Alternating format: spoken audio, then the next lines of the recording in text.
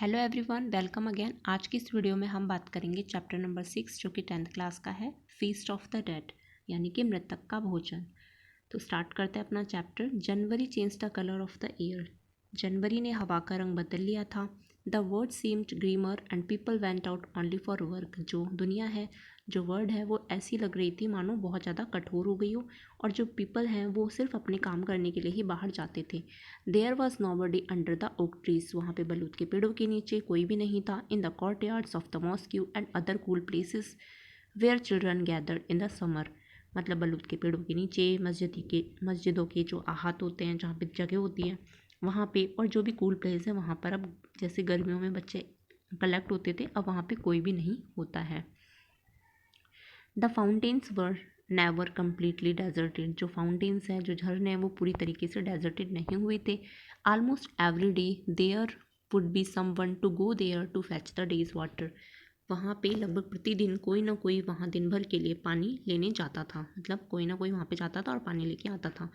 That noon the boy who had been to the fountain ran back to the street panting and told the first man he saw. उस दोपहर को वह लड़का जो फव्वारे पर था हांफते हुए गली की ओर भागा, और उसे जो सबसे पहले व्यक्ति दिखा उसने उससे कहा, दर्शन आगा इज डेड। दर्शन आगा मर गया। Darshan Aga the water carrier was a familiar figure on the street. He barely made both ends meet and lived with his wife and 2 children in a small house.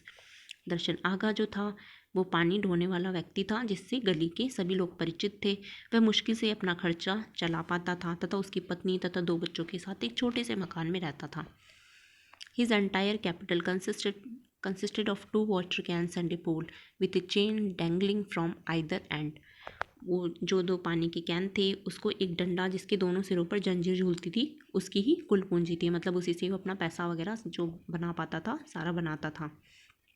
Who, hoisting the pole on his shoulder, hooking the canes by their handles to the chains, he set out every morning.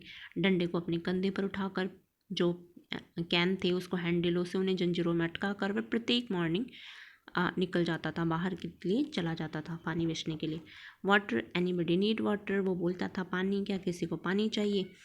His voice would carry as far as the last house on the street. उसकी जो आवाज़ थी गली के अंतिम मकान तक चली जाती थी। Those who needed water would call back. जिसे भी पानी की ज़रूरत होती थी वे उसे बुला लेते थे। दर्शन आगा 1 ट्रिप और 2 ट्रिप और 3 ट्रिप। दर्शन आगा 2 चक्कर, 1 चक्कर और 3 चक्कर लगाता था। 1 trip mean 2 cans of water. 1 चक्कर का मतलब होता है 2 पानी के can. Then Darshan Aga would climb up the hill to the fountain, fill up his cans and go to and fro between the fountain and the houses. जो दर्शन आगा था वो पहाड़ी पर झरने तक चढ़ता, अपने कैन को भरकर मकानों तथा झरनों के बीच इधर उधर जाता रहता था। All day long he got 3 Kurush for each trip. इसके लिए उसे, प्रत्येक चक्कर के लिए उसे 3 कुरुश मिलते थे। He got 3 Kurush for each trip. This way of earning was like digging A well with a needle. ये जो उसका पैसे कमाने का जो तरीका था, ऐसा लगता था जैसे सुई से कुआं खोदने जैसा था। If they had to rely only on his earning, it would have been impossible to feed 4 mouths. But thank God his wife Gulnaz was called upon 3 or 4 times a week to wash clothes. यदि उसकी आमदनी पर निर्भर रहना पड़ा होता तो 4 मुँहों के लिए, मतलब जो 4 मेंबर थे उनके भोजन के लिए उनको भोजन खिलाना बहुत ज़्यादा डिफ़िकल्ट हो जाता। लेकिन ईश्वर का धन्यवाद है कि उसकी पत्नी गुलनाज को सप्ताह में 3 या 4 बार कपड़े धोने के लिए लोगों द्वारा बुला लिया जाता था। She tried to help her husband earn just a little bit more, cheating in pathetic, harmless ways, using a can or 2 more water, so that her husband could earn a few more than 3 kurush. वह क्या करती थी फिर, कारुणिक यानी कि हानि रहित तरीकों से 1 या 2 पात्र, जो कैन का जो पानी का जो कैन था उसको अधिक प्रयोग में लेती थी, थोड़ी सी बेईमानी से, और अपने पति की जरा सा मतलब कमाने में उसकी हेल्प कर देती थी, जिससे कि उसका पति 3 कुरुश से थोड़ा सा ज़्यादा कमा लेता था। Now all this had ended suddenly. Darshanaga had slipped while trying to stand up on the ice that had hardened during the previous night and hit his head on the stone bowl under the tap. लेकिन अब ये सब अचानक बंद हो गया था। जो दर्शनागा था पिछली रात को जमी हुई बर्फ़ पर खड़े होने की कोशिश में फिसल गया। मतलब उसने सोचा कि जो बर्फ़ जमा हुआ है वहाँ पे मैं खड़ा हो जाऊँ और वहाँ से वो फिसल गया और उसका सिर नल के नीचे रखी पत्थर की कुंडी से टकरा गया। जो स्टोन था वहाँ पे जाके टकरा गया। When Gulnaz heard the news she froze। जब गुलनाज को ये न्यूज़ पता चली तो वो फ्रॉज रह गई, यानी कि जमी की जमी रह गई, स्तब्ध रह गई थी पूरी तरीके से। What was she doing, what was she going to do now. अब वो क्या करेगी और कैसे करेगी। It was not easy to be left with 2 children. अब उसके लिए ईजी नहीं था क्योंकि उसके 2 बच्चे भी अभी थे। 1 9 years old and the other 6। एक 9 साल का था और दूसरा 6 वर्ष का था। How could she feed them only by washing clothes 2 और 3 times ए वीक। अब वो उनको कैसे खाना खिलाएगी जबकि उसको हफ्ते में सिर्फ 2-3 बार ही बुलाया जाता था कपड़े धोने के लिए। शी थॉट, वो सोचती है, and thought but could not reach a decision. वो सोचती है और कई बार सोचती है लेकिन वो किसी निर्णय पर नहीं पहुंच सकी। It is a tradition for the neighbours to send food for a day और to the house where death was occurred. ऐसा परंपरा थी कि जिस घर में मृत्यु हो जाती है वहाँ पड़ोसियों द्वारा 1 या 2 दिन तक भोजन दिया जाता था, ऐसा माना जाता है।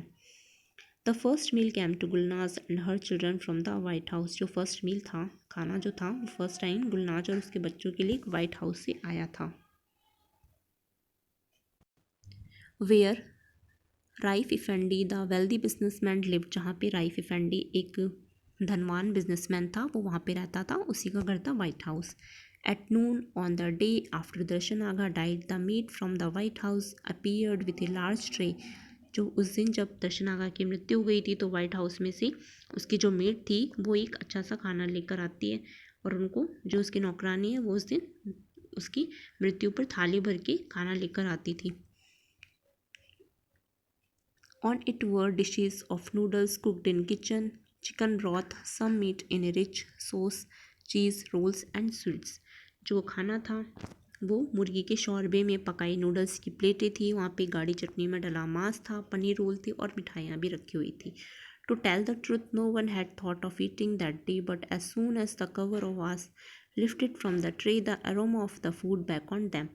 सच बात तो ये है कि उस दिन किसी ने भी खाने के बारे में नहीं सोचा था, लेकिन जैसे ही थाली पर से ढक्कन जो था वो हटाया गया और भोजन की सुगंध, एरोमा यानी होता है भोजन की सुगंध, उन्हें खाने का संकेत किया। मतलब उसकी वजह से वो बैकऑन्ड हो गए थे, उसकी तरफ अट्रैक्ट हो गए थे खाना खाने के लिए। They gathered round the table and maybe because they had never had such good food before. They gathered, वो कलेक्ट हो गए थे, इकट्ठे हो गए थे टेबल के चारों ओर, वो चारों बैठ गए थे। May be because they had never had such good food for before, क्योंकि उन्होंने आज से पहले ऐसा कभी भी खाना नहीं खाया था। It tasted exceptionally delicious.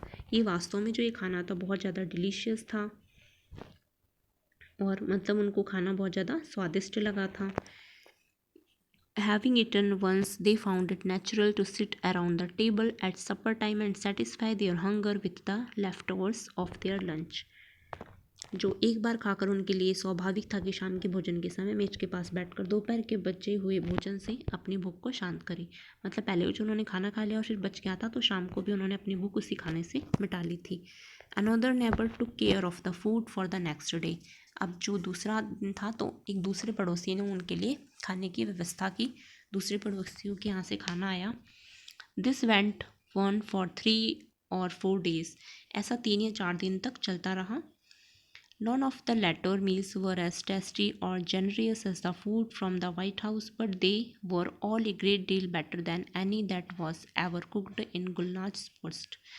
बाद के दिनों में आने वाला जो भोजन था वो सफ़ेद जो वाइट हाउस था उसके कंपैरिजन में ज़्यादा अच्छा नहीं था, लेकिन जो भी भोजन था वो भर मतलब अच्छा था, क्योंकि गुलनाज के बर्तन में पकाए हुए भोजन की अपेक्षा जो पहले जो अब भोजन आ रहा था वो काफ़ी मात्रा में था और बहुत ज़्यादा टेस्टी था, तो उन्होंने उसको माइंड नहीं किया और वो सब खाते गए।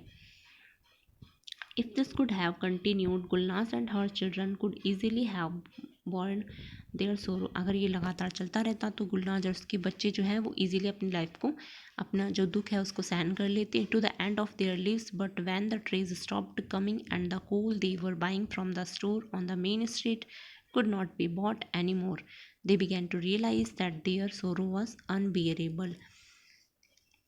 यदि ऐसा जारी रहता, मतलब अगर कंटिन्यू होता, तो गुलनाज तो उसके बच्चे अपने जीवन के दुख को आसानी से सहन कर सकते थे। लेकिन जब थालियाँ, जो ट्रे था, उसका आना बंद हो गया था, तो मुख्य सड़क पर के स्टोर से जो कोयला वे खरीद रहे थे अब नहीं खरीदा जा सकता था।